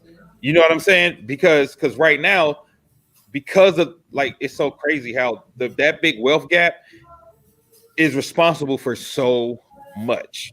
That wealth gap is responsible for so many things, from our kids' education to our housing. And if they were able to close that gap, it would change the kind of education our kids could get, the kind of college our kids could go to, because these are the things that separate us from them at the moment because of wealth. They have access to healthcare that we don't because of their generational wealth. They have access to schools that we don't because of their generational wealth. They have, you know what I'm saying? So the amount of access they have to things that we don't because of this wealth gap, if you do these things that we're talking about and asking for, it'll close that gap so much, and it'll also put our kids in such a better position going forward to be able to have those same opportunities going forward. So again, like I said, for me, because the biggest problem with a lot of black folks is just trying to stay afloat. You get more and more debt, right? Mm-hmm. Like you got people who did everything right, went to college, got a degree, but they had to take out loans to get those degrees because their family was poor. So now they starting out more than behind the 8 ball, because coming from a family that didn't have money was starting behind the 8 ball. But then you had to dig yourself a hole just to be able to graduate. But then once you graduate, now you got these student loans that you have to pay, which is also going to bear down on your credit score, which is also going to bear down on the things that you can buy. And it's going to bear down on where you can even live, buy, rent, or sell. So it's like this line that so many things are attached to. That's why I say, to me, I know we've been harping on it, but to me, the student loan debt and healthcare are two of the biggest things I think that can help us. And to me, healthcare includes what you said about mental. Go ahead. And police reform. Because even as we talk about all these other things, you have to understand the number of innocent Black men, especially, who've been arrested, who were not criminals, who they turned into criminals from putting them into the system. And then like they become repeat offenders because they had to learn how to be a criminal to survive even being in there. Now you get out, every time they try to get a job to straighten back out, you can't. Like there's even the police reform still factors into everything else that you're talking about as well, Dame, because we could not be criminals and these gangsters and thugs will still come and try to arrest our men and still take them for nothing just to keep the jail. So that's one thing I'll give kudos to Biden too for his reform, because like with these privatized prisons, the fact that they could sue our state for not being full enough is absolutely ridiculous. So you creating a system where somebody's got to be the criminal, and of course if they got to choose, it's gonna be us. So even that, I totally agree. But you got to weave the police reform into that also, because it all is one big cycle. Well, what you guys are all saying, ironically, is what his executive order was about. We just five of us just talked about these different things that would be okay for us. So everybody needs to be able to say, well, this is what and then we go from like, boom, we come up with something comprehensive and long-term. Like, okay, we hit on this with the police reform, so we got that. Now we hit on this with the student loan, let's try this. We talking about some long-term health care where we're trying to reform Obamacare. Like, these are the things that we're talking about. These are the things that his executive order was about. I'm hoping that he will go back and try to use Obama police reform that was never even got a chance to even get legs up under it, because that covered damn near everything we needed to be covered. Like now they want to address white nationalists and white wing extremists that's in law enforcement sensitive stuff. So when Susan Rice was asked about that yesterday, she was like, that's going to be a whole different separate press. Like police reform is pretty much going to be a whole separate section. It's going to be a press conference just on that. So that lets me know they have a plan. And I'm curious to see how they that's one thing I realized about this administration. They seem like they have a plan. Yeah. Now, how they going to go about executing it? We'll see. But at least they have a plan. That's a start. But a plan is a start. At least they have a plan as far as dealing with some of the issues we're discussing. But yeah, she said, she's like, that's gonna be a press conference of its own. Her press conference was good. If you guys have a chance, Ron asked the question, and who should pay for it? And he said it should be like basically the descendants of slave owners. I actually don't agree with that. I think the government should. I mean, that's something that they knew, they approved. People, their presidents own slaves. I don't feel like, I just don't think that point. Because in the end, nothing could have been done unless the government allowed them to do it. Yeah, I think the government needs to take care of that. Yeah, because I don't think it was the government rules that allowed the shit, so they need to pay for it. That's how I feel. Well, yeah, I agree. I think the government should pay for it just because, I think it also gets too tricky trying to get specifically the families who own slaves. What if you got what if Bernie's family was like slave owners, and we got well, even for me, I just think since it was government sanctioned, it should be fixed by the government. Slavery was government sanctioned, and at the end of slavery, they gave reparations to the slave owners for losing their slaves. Yeah. So I think that's why I think the shit should be government sanctioned. Totally, like you said, they knew about that was what government was about at the time. Everything was based on how much property you owned it. That was about slavery, and that was government, constitution, all that stuff. It's kind of like how the government accepted that they were guilty for killing Dr. King.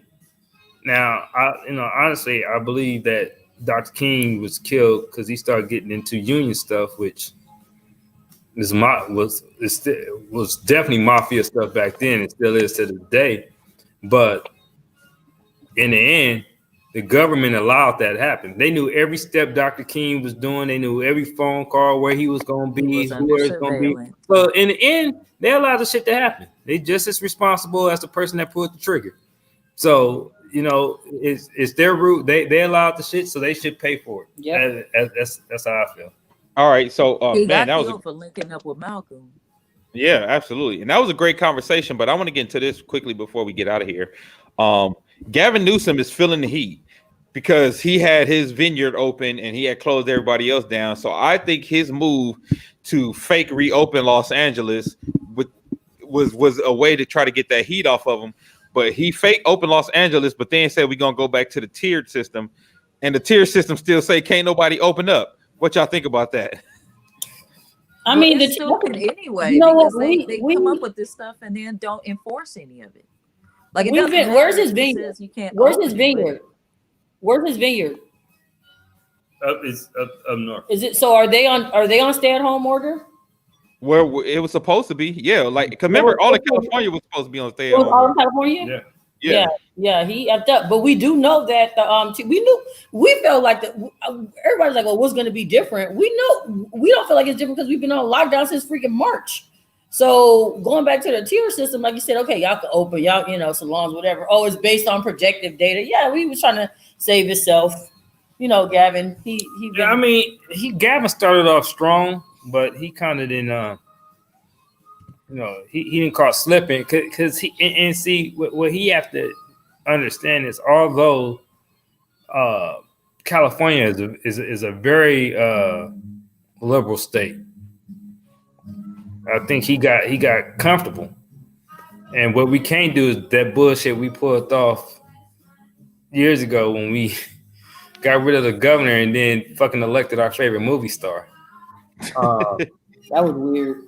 That was dumb. So Sheila, let me ask you, what do you think? What do you think about him trying to reopen? Like you said, 'cause I want to go back to that. You said we trying to reopen, and he doesn't really enforce it. So even when you on lockdown or stay at home order, or when it's open and it's supposed to be 6 feet apart, how do you think we can move forward, Sheila, and actually try to get these numbers under control down here?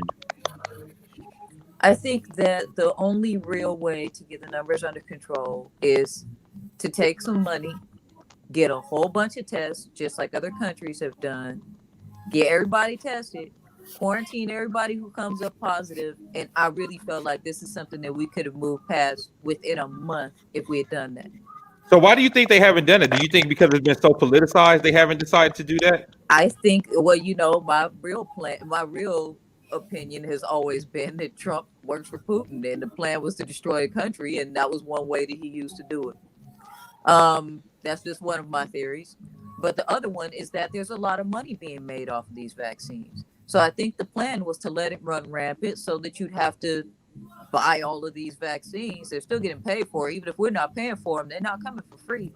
Right. So I think that the plan was to let this purpose, because you see the contradiction where Trump's like, oh, this is a hoax.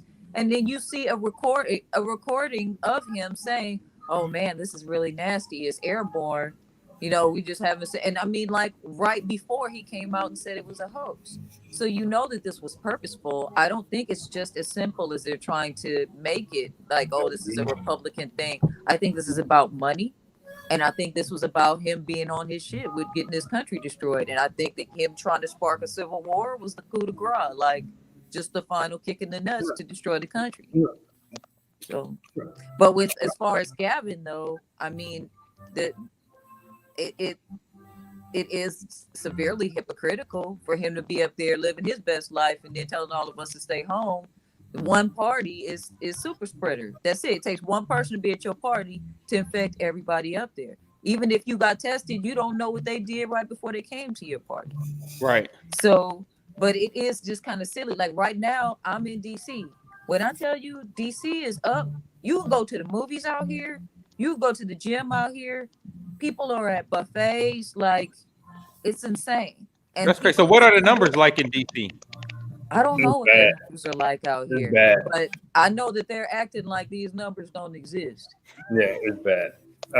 And it's really cold out here. So even if you're social distancing, if you go inside anywhere, COVID is still going to be circulating in the warm Yeah. air that's inside. So, I mean, it's lunacy to me, but I even have some of my friends up here like, oh, you living too scared. You had it already. I'm like, so what? You see COVID keep dropping remixes like DJ Khaled. Like, it's another one every time you look up. mhm. And I'm like, and it's still flu season. No way. Even if you've already had COVID, it's still flu season. You Yeah. can still catch the flu. Like, you Yeah. can, like, just And then stay fuck around and home, catch the bro. flu and COVID. You Yeah. know what I'm saying? I The real see. remix. You know what I'm saying? Just it's maddening. But yeah, it's like I think he's trying to give this order, but it just seems like no matter what order is given, businesses are just doing what they feel like doing. When he gave the order to shut down before, a lot of people weren't because nobody was enforcing it. Yeah, I think he just went into a straight like they ain't listen to this shit anyway, so just let it loose. Because people, man, folks having parties. It's all it's like folks don't care. It's like why keep on taking the seat and folks don't give a damn. Like it's at a point to where like they had to stop cremating people because it was The air polluted. quality was bad. Yeah.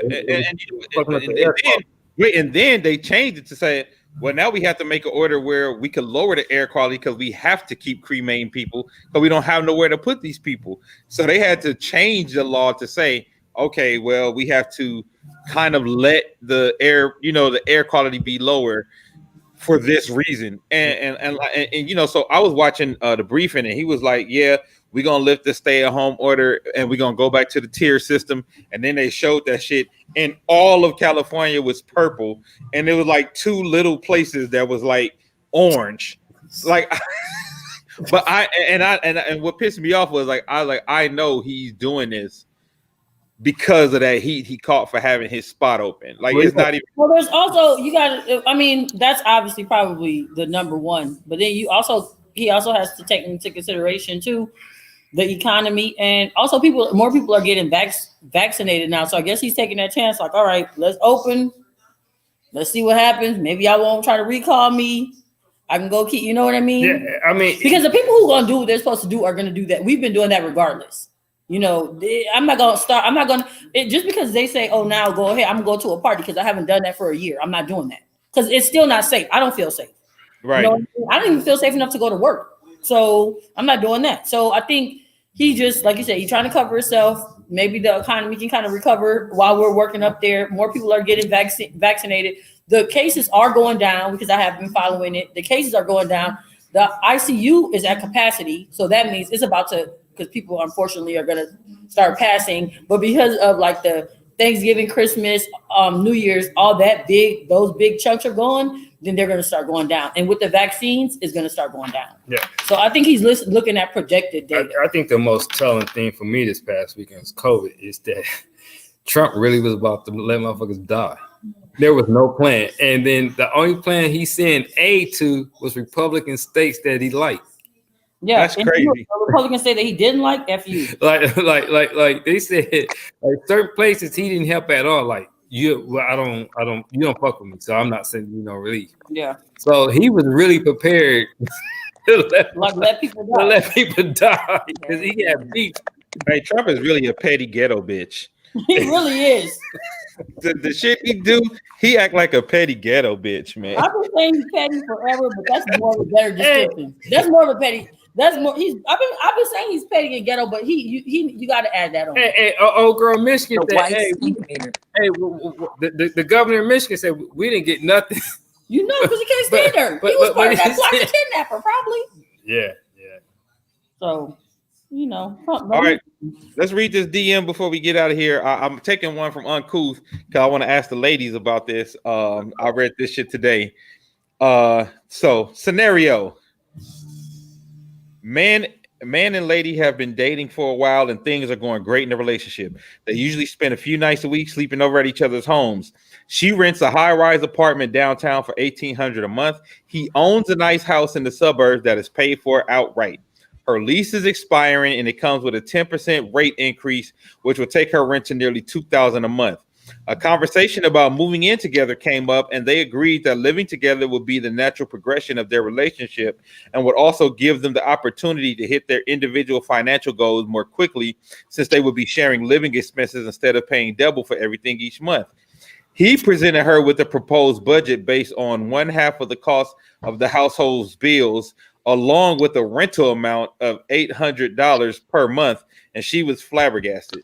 They are now at an impasse because he feels that she shouldn't have to pay rent since he has no mortgage, and he feels that he sacrificed greatly to pay off his mortgage early without financial help from her.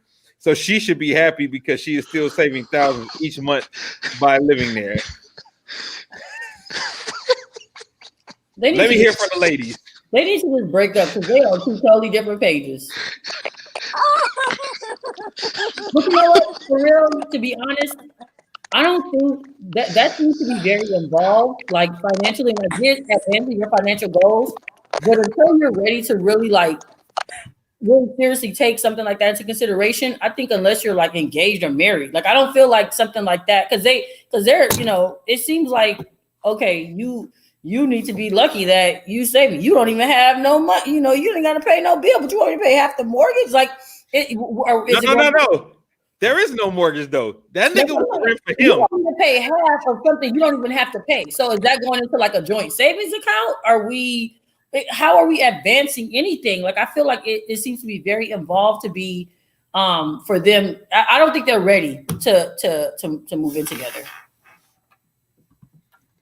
Shout out to him for having the balls to propose this. I don't know any woman with common sense that this will go over well with. Now, if he was still paying a mortgage, yes. But you're essentially asking to be my landlord. If you're asking me to move into your house and pay $800 of a mortgage that you don't have anymore. So you're basically asking me to come and pay you rent. Yeah, you got to pay property tax, but it ain't no monthly, like it ain't gonna add up. There's a difference between splitting expenses and being my landlord. So yeah, I appreciate that first of all, I don't feel like anybody just magically becomes this kind of douchey out of nowhere. He had to have done other douchey shit before this. This kind of douche level does not just magically appear. So Victoria, if she's looked past all of the other douche level stuff that he's done, maybe she'll be down for it. Because technically, if she was paying $1,900 a month, that does still save her $1,000 a month. Still douchey though, but she might actually still roll with it. I could see some of the logic there, but it's still ridiculous. It's the most logically ridiculous situation I've ever heard. I think if you asking your woman to move in with you, Ronnie said this is a sneaky way to break up with her. I concur. I was gonna say if you asking a woman to move in with you, to me, I would say it would be fair to say we'll split all the expenses. Like we could split the bills down the middle, and we could have a fund maybe on the side for property tax that we split. And if we're actually talking about building a life together, why would I be trying to profit off of my woman? And so that's the part that seems whack to me. Like you're trying to profit off of your woman. And then what's gonna happen if like that nigga gonna turn to Luther from Set It Off if she ain't got the rent 1 month? Like how's that gonna work? Like if she don't got her rent, that nigga gonna come in the room. Like what you got to do. Like I don't. He still wanted to get rid of her, and if he didn't want to get rid of her, he wanted them dudes who feel like he got used in his last relationship and said never again, and that's why his approach was that way. It's one of those. But that's a lot of money. I could see if you were saying, okay, well, if we're trying to go towards our financial goals and we can pay half the expenses, and let's each of us put $600 in a savings account, like a joint savings account. or we're saving for a wedding, or we want to put, because you don't have to now you no longer have to pay for that high rise. I don't have a mortgage, but let's make sure something is coming out. But you want to charge me a whole half of nothing? Wait, and the nigga's charging her for for utilities, so she got to pay utilities and rent. Child, please. Let's go. And I'm all one for compromise, but I have a real problem with people unless you are literally where we do have a lease. Like, are you my landlord? Can you leave? Can I bring other dudes over? Because that's what it seemed like you were now my landlord. Am I getting my own room? Yeah, do I have my own room? You need to leave. Is it half? We going halfers? So and I'm gonna bet that her name would not have been added to the deed of that house. Of course not. I find it very interesting when you don't have to pay mortgage. Okay, you don't have to pay mortgage, so that should be an opportunity for somebody to save. And I don't have to pay rent anymore for the high rise, so that's granted, that's fair. I'm going from $2,000 to nothing for rent or mortgage. But we're doing financial goals together. It seems like that's your financial goals. That's your $800 a month that I got to pay. But also it goes to the mentality of him. Like, it goes to the mentality of him even being like, oh, she on the come up because she going from $1,800 a month to $800. Well, I mean, at the same time, you can look at it like, I love is she? No, at the same time, you can look at it like, is she a Harley or is she a moped? Moped. Oh my God! Oh my God! You know what? No, hold on. That's an It excellent had to point. happen today, huh? That's an excellent point, because if she's a moped, you got to charge her. He wouldn't have even brought it up if she was a moped. He wouldn't want Margie's gonna bring it up. You got to. Oh, hold on. See, let me take Ronnie. She said, "This is why I'm staying in my spot until we is married." Because you tell me some shit like that, and I'm smashing another dude in the house. We roommates now. That's what I'm saying. Like, what's what I'm saying? That's how people get shot right there. So you charge me rent and shoot me? That's a good point, Ron. Ron said he thinks she gonna save on them and bounce. No. I think she's a moped. Niggas don't charge bad bitches to live with. It just doesn't happen. On the house was paid off. Yeah, it just doesn't happen. If she's a dime, 12 times 8. Niggas do not. Have you ever known nigga $600 a year? Hey, she about 4 or 5, 7 and up do not get charged. Niggas don't charge 7s, 8s, 9s, or 10s. So she a moped. That nigga like, look, I'm gonna charge, because if I get seen with you, at least I'm getting compensated. I could, because he could play either way. He's smashing, but if he charged, he gonna be like, hey, that's my roommate. Because I mean, at the same time, maybe the smashing is not that good. This took the worst turn of Hey, real quick, hey, James, did you check out the verses? The Keisha Cole. So I logged in for about 18 seconds and they couldn't do it. Hey, speaking of logging in 18 seconds, I want y'all to go Google oh Lord. Space Movies 1992. Hey, I tried to watch it, bro. I couldn't get through 30 seconds of that shit. I saw the title and was like, I don't even know how this got made. It's so ridiculous. It was made by 2 people in a garage. Hey, dude, that's it. Hey, Base. it's so bad, bro. This shit's so bad. The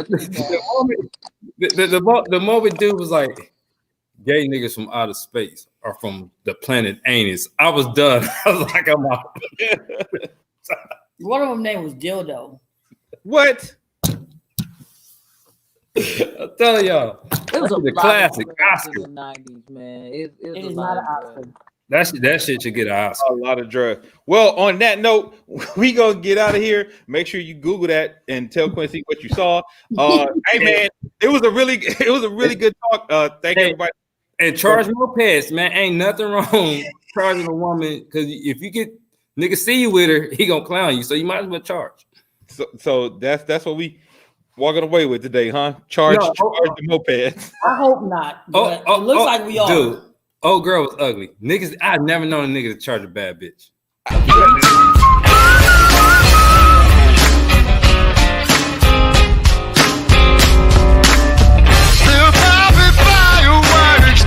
street.